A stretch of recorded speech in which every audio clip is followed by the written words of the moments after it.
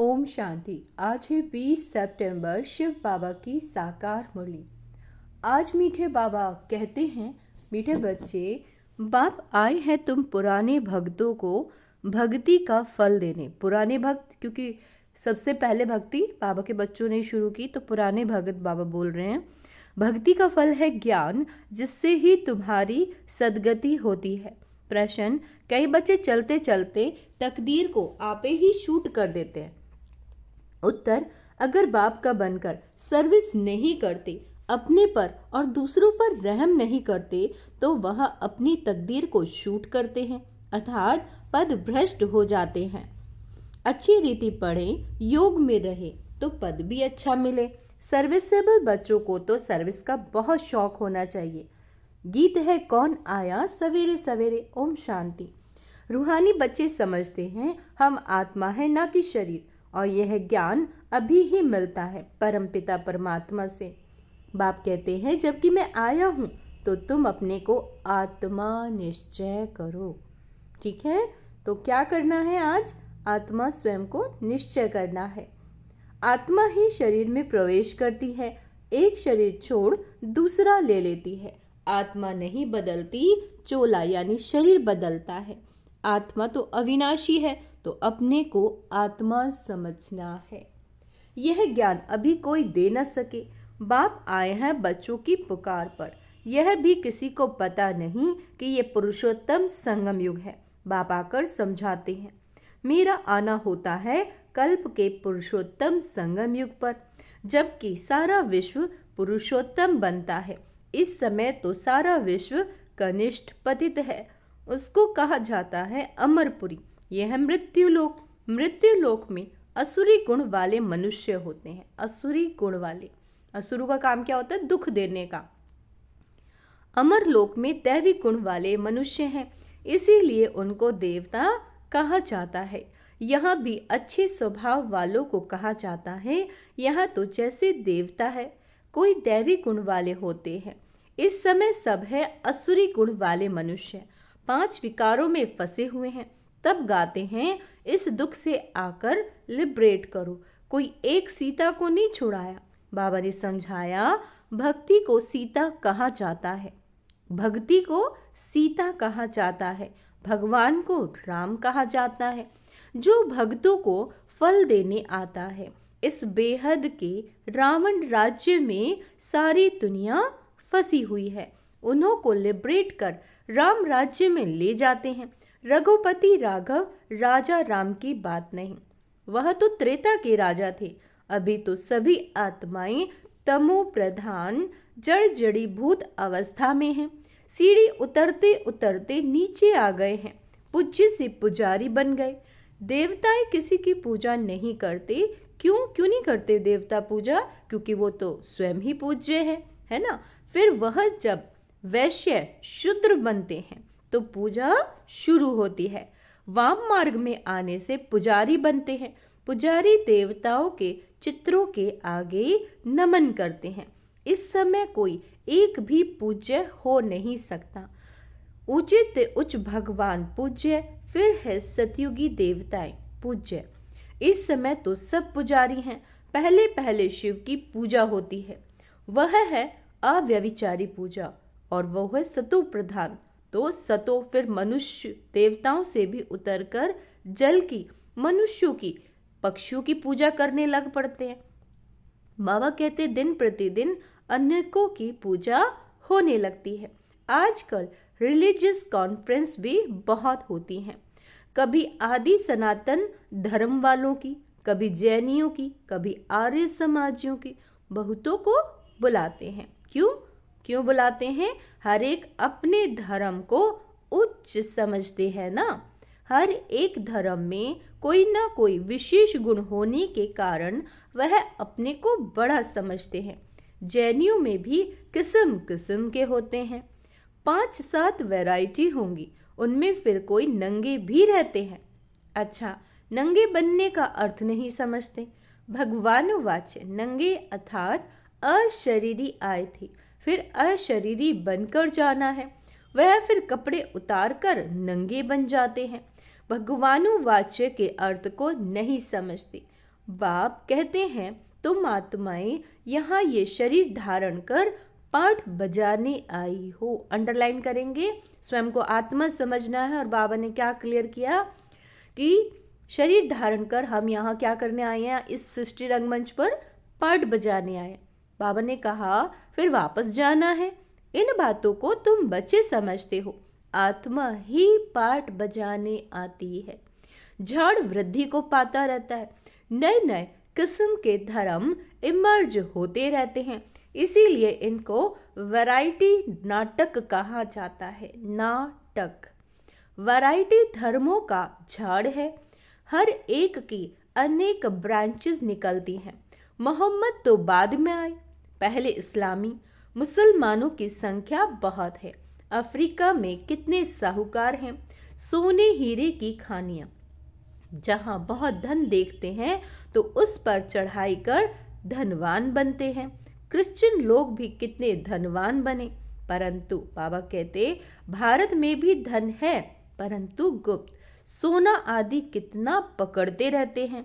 अब दिगंबर जैन सभा वाले कॉन्फ्रेंस आदि करते रहते हैं, क्योंकि हर एक अपने को बड़ा समझते हैं। यह इतने धर्म सब बढ़ते रहते हैं, कभी विनाश भी होना कुछ भी समझते नहीं। सब धर्मों में उच्च तो तुम्हारा ब्राह्मण धर्म ही है, जिसका किसी को पता नहीं। कलयुगी ब्राह्मण भी बहुत है, परंतु वो है कुख वंशावली ब्राह्मण, प्रजापिता ब्रह्मा के मुख वंशावली ब्राह्मण। वह तो सब भाई बहन होने चाहिए। अगर वह अपने को ब्रह्मा की औलाद कहते हैं तो भाई बहन ही ठहरे, फिर शादी भी कर न सके। सिद्ध होता है, बाबा कहते सिद्ध होता है वह ब्राह्मण ब्रह्मा के मुख वंशावली नहीं है, सिर्फ नाम रख देते हैं। वास्तव में देवताओं से भी उच्च ब्राह्मणों को कहेंगे। चोटी है ना, यह ब्राह्मण ही मनुष्य को देवता बनाते हैं। पढ़ाने वाला परमपिता परमात्मा स्वयं ज्ञान का सागर है, यह किसी को भी पता नहीं। बाप के पास आकर ब्राह्मण बन फिर भी कल शूद्र बन पड़ते हैं। पुराने संस्कार पलटने में मेहनत लगती है। अपने को आत्मा निश्चय कर बाप से वर्षा लेना है। रूहानी बाप से रूहानी बच्चे ही वर्षा लेंगे। बाप को याद करने में ही माया विघन डालती है। बाप कहते हैं हथ काटे दिल याद। अंडरलाइन करेंगे, बाबा ने क्या कहा, हथ काटे, हाथ से कर्म करो और दिल से बाबा को याद करो। है तो बहुत सहज। जैसे आशिक माशूक होते हैं जो एक दो को देखे बिगर रह नहीं सकते, बाबा तो माशूक ही है। आशिक सब बच्चे हैं। बाबा क्या है, माशूक, और बच्चे हैं आशिक। आशिक सब बच्चे हैं जो बाप को याद करते रहते हैं। एक बाप ही है जो कभी किसी पर आशिक नहीं होता, क्योंकि उनसे कुछ उच्च तो कोई है नहीं। बाकी हाँ, बच्चों की महिमा करते हैं। बाबा कहते तुम भक्ति मार्ग से लेकर मुझ माशूक के सब आशिक हो। बुलाते भी हो आकर दुख से लिबरेट कर पावन बनाओ। तुम सब हो ब्राइड्स और मैं हूँ ब्राइड ग्रूम। तुम सब असुरी जेल में फंसे हुए हो, मैं आकर छुड़ाता हूँ। यहाँ मेहनत बहुत है।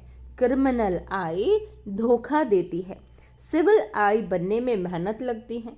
देवताओं के कितने अच्छे करेक्टर हैं। अब ऐसा देवता बनाने वाला जरूर चाहिए ना। कॉन्फ्रेंस में टॉपिक रखी, मानव जीवन में धर्म की आवश्यकता। मानव जीवन में धर्म की आवश्यकता। ड्रामा को न जानने के कारण मुझे हुए हैं, तुम्हारे सिवाय कोई समझ ना सके। क्रिश्चियन अथवा बौद्धी आदि को ये थोड़े ही मालूम है कि क्राइस्ट, बौद्ध आदि फिर कब आएंगे। तुम झट हिसाब किताब बता सकते हो तो समझाना चाहिए। धर्म की तो आवश्यकता है। पहले पहले कौन सा धर्म था, फिर कौन से धर्म आए। अपने धर्म वालों भी पूरा समझते नहीं, योग नहीं लगाते। योग बिगर ताकत नहीं आती, चौहर नहीं भरता। बाप को ही ऑल माइटी अथॉरिटी कहा जाता है। तुम कितना ऑल माइटी बनते हो, विश्व के मालिक बनते हो। तुम्हारे राज्य को कोई छीन न सके।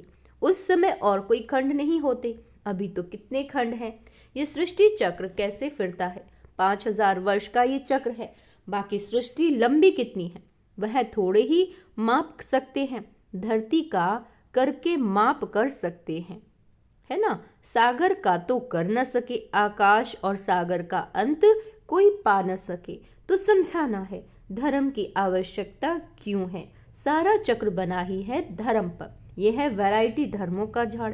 यह झाड़ अंधों के आईना है। तुम अभी बाहर सर्विस पर निकले हो, आहिस्ते आहिस्ते तुम्हारी वृद्धि हो जाती है। तूफान लगने से बहुत पत्ते गिरते भी हैं, और तूफान में, धर्म में तूफान लगाने की बात नहीं रहती, उनको तो ऊपर से आना ही है। यहाँ तुम्हारी स्थापना बड़ी वंडरफुल है। पहले पहले वाले भगत जो हैं उनको ही आकर भगवान को फल देना है, अपने घर ले जाने का। बुलाते भी हैं, तुम हम आत्माओं को अपने घर ले जाओ। ये किसी को भी पता नहीं कि बाप स्वर्ग का राज्य भाग्य देते हैं। बाबा कहते सन्यासी लोग तो सुख को मानते ही नहीं, वो चाहते हैं सिर्फ मोक्ष। मोक्ष तो वर्षा नहीं कहा जाता। खुद शिव बाबा को भी पाठ बजाना पड़ता है, तो फिर किसी को मोक्ष में कैसे रख सकते हैं। तुम ब्रह्मा कुमार कुमारियां अपने धर्म को और सबके धर्म को जानते हो।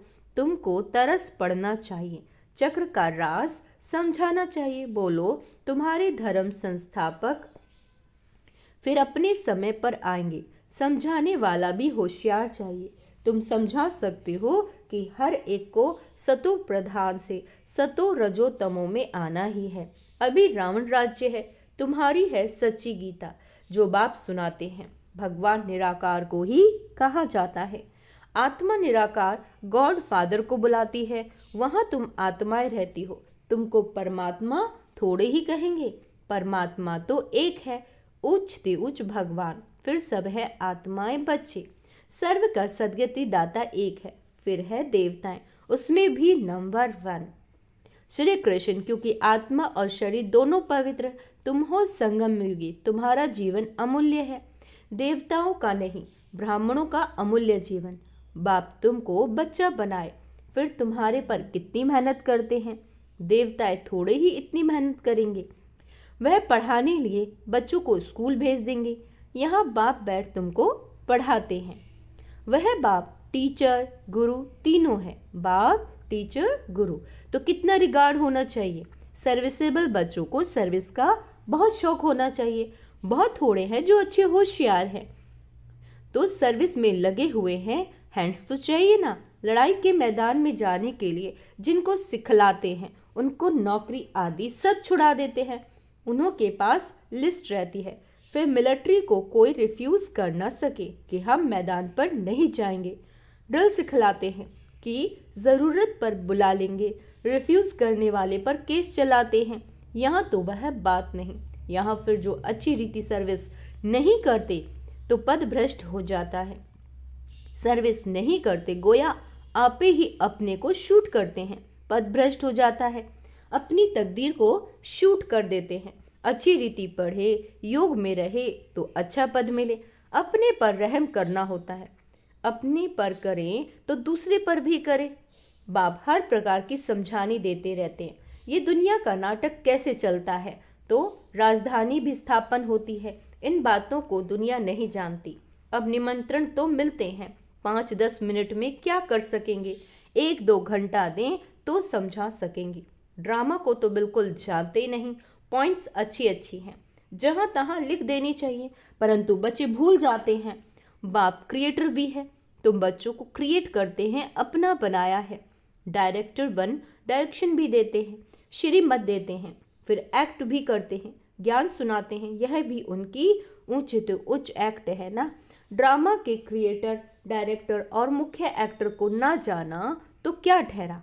अच्छा, मीठी मीठी सी केला दे बच्चों प्रति माता पिता बाप दादा का याद प्यार और गुड मॉर्निंग। रूहानी बाप की रूहानी बच्चों को नमस्ते।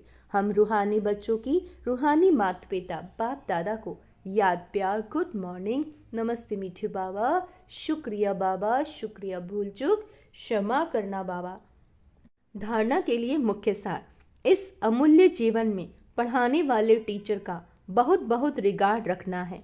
पढ़ाई में बहुत होशियार बन सर्विस में लगना है। अपने ऊपर आप ही रहम करना है। अपने आप को सुधारने के लिए सिविलाइज्ड बनना है। अंडरलाइन करेंगे इस शब्द को, क्या बनना है? अपने आप को सुधारने के लिए सिविलाइज्ड। अपने करेक्टर सुधारने हैं। मनुष्यों को देवता बनाने की सेवा करनी है ना? क्या करना है? मनुष्यों को देवता बनाने की सेवा करनी है। वरदान, रूहानी ड्रिल के अभ्यास द्वारा फाइनल पेपर में पास होने वाले सदा शक्तिशाली भव। जैसे वर्तमान समय के प्रमाण शरीर के लिए सर्व बीमारियों का इलाज एक्सरसाइज सिखलाते हैं, तो आत्मा को सदा शक्तिशाली बनाने के लिए बाबा कहते रूहानी एक्सरसाइज का अभ्यास चाहिए। चारों ओर कितना भी हलचल का वातावरण हो, लेकिन आवाज में रहते आवाज से परे स्थिति का अभ्यास करो। इसको अंडरलाइन करेंगे, आवाज में रहते हुए आवाज से परे स्थिति में रहने का अभ्यास करो। मन को जहां और जितना समय स्थित करना चाहो उस समय वहां स्थित कर लो, तब शक्तिशाली बन फाइनल पेपर में पास हो सकेंगे। स्लोगन, अपने विकारी स्वभाव, संस्कार व कर्म को समर्पण कर देना ही समर्पित होना है। क्या होमवर्क दिया बाबा ने? अपने जो विकारी स्वभाव, संस्कार हैं, जो कर्म हैं, कर्म को भी अर्पण कर देना है बाबा को आज। अव्यक्त इशारे, अब लगन की अग्नि को प्रज्वलित कर योग को ज्वाला रूप बनाओ। जब तक आपकी याद ज्वाला रूप नहीं बनी, तब तक ये विनाश की ज्वाला भी संपूर्ण ज्वाला रूप नहीं लेती। ये भड़कती है, फिर शीतल हो जाती है, क्योंकि ज्वाला मूर्त और प्रेरक आधार मूर्त आत्माएं अभी स्वयं ही सदा ज्वाला रूप नहीं बनी। अब ज्वाला रूप बनने का दृढ़ संकल्प लो और संगठित रूप में मन बुद्धि की एकाग्रता द्वारा, है ना, दृढ़ संकल्प लेना है और संगठित रूप से मन बुद्धि की एकाग्रता द्वारा पावरफुल योग के वाइब्रेशन फैलाओ। अच्छा, ओम शांति। तो आज बाबा ने क्या कहा है? बाबा ने कहा है दृढ़ संकल्प धारण करो, मन बुद्धि को एकाग्र करो, जितना समय जहां चाहे परम धाम में, सूक्ष्म वतन में, ज्यादा से ज्यादा समय में वहां रहना है। अपने विकारी स्वभाव, संस्कार और जो भी कर्म है उसको भी बाबा को क्या करना है? अर्पण करना है। ठीक है, तो बाबा की इन सब डायरेक्शंस को हमें फॉलो करना है। और बाबा ने क्या कहा? सिविलाइज्ड बनना है, अपने करेक्टर को सुधारना है, देवताई गुण। तो आज सम्मान का अभ्यास करेंगे। मैं दिव्य गुणधारी आत्मा हूं, मैं शक्तिशाली दृढ़ संकल्पधारी आत्मा हूं। ओम शांति।